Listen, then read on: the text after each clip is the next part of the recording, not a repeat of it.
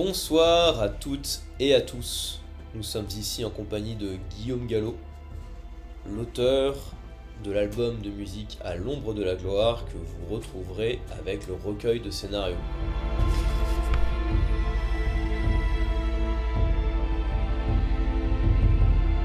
Je suis donc Guillaume Gallo et j'essaie d'être musicien, en gros. Ok, Donc principalement, je fais de la musique, ce qu'on appelle du black metal. Donc ok. c'est une typologie de métal un peu axée sur les ambiances, sur l'atmosphère, ce genre de choses.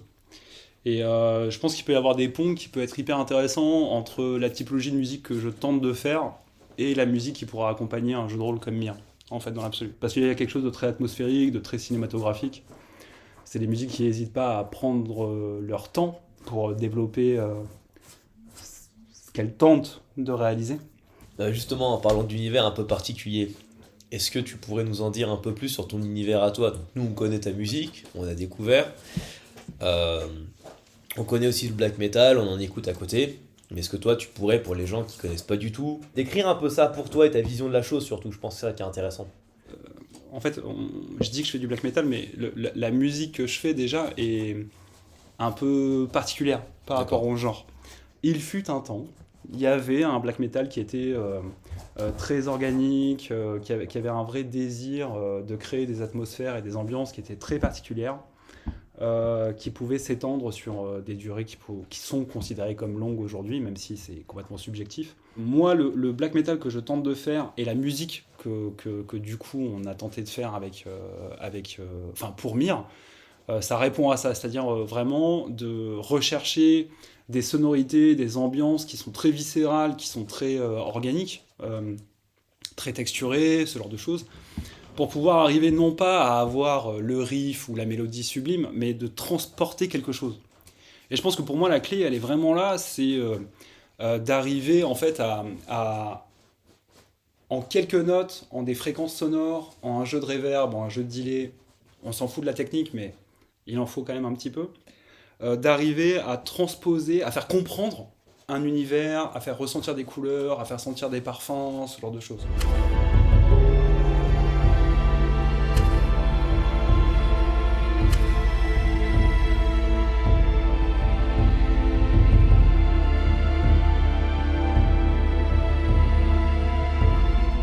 Ce qui me parle, en fait, artistiquement, c'est un milieu ou une médiane très étrange entre la noirceur et la lumière. C'est-à-dire que moi, j'ai toujours... des films, par exemple, qui sont trop lumineux ou trop dark, ça me parle pas. Tu vois. Hmm. Genre, je sais pas, en musique, par exemple, bon, je sais pas si les connaisseurs vont savoir, mais un groupe comme Portal, par exemple, moi, ça me parle pas. C'est trop sombre. D'accord. J'arrive pas à respirer, en fait, quand j'écoute ce genre de musique. C'est trop... l'exercice de style est hallucinant. Je trouve ça génial, je trouve ça brillant, la façon dont c'est fait. Mais c'est pas un truc qui me parle. À l'inverse, des projets qui sont exclusivement lumineux, comme par exemple un groupe qui s'appelle Death Even. C'est une blague avec nos proches parce que tout le monde est fan de Death Even, a raison, mais moi ça me parle moins justement parce que je trouve ça trop lumineux. Et il manque la noirceur.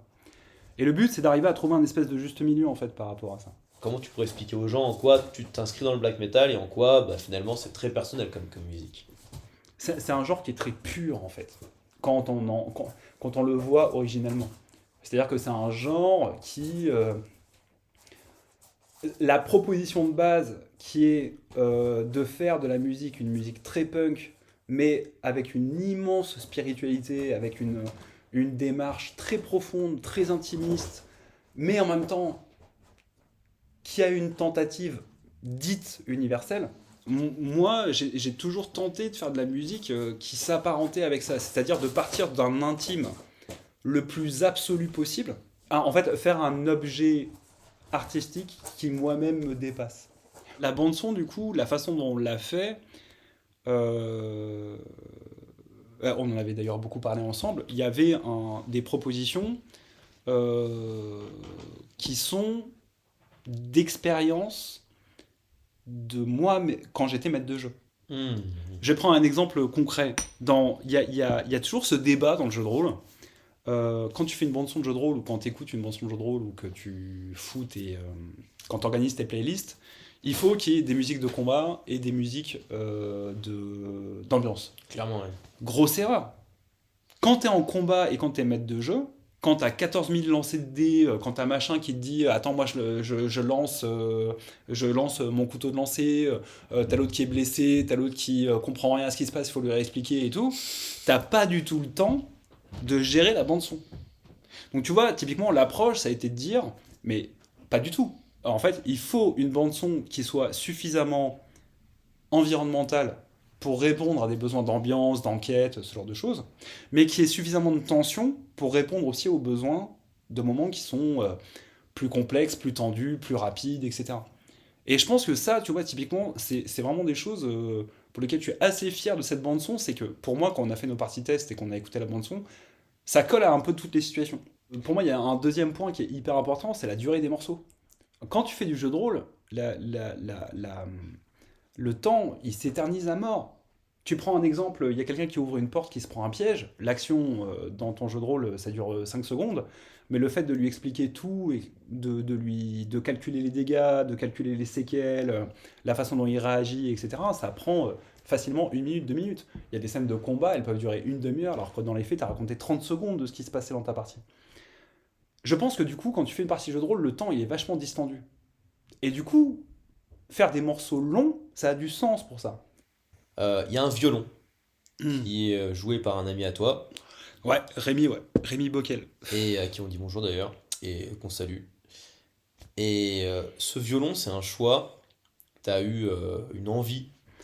Après, moi, je trouve qu'il y a un truc qui est absolument fantastique, c'est qu'en soi, l'instrument du violon, c'est un instrument qui est intemporel. En D'accord. fait, à partir du moment où tu le mixes de la façon dont tu le veux, je dis pas que je mixe bien, parce que moi, je suis un très très mauvais ingé son, mais tu peux vraiment en faire des très bonnes choses, et je pense que c'est un instrument qui peut être profondément intemporel. Tu peux regarder un film, tu peux regarder un film de SF ou tu peux regarder un film médiéval, le violon, s'il est bien fait, ça va péter. Ça va être super.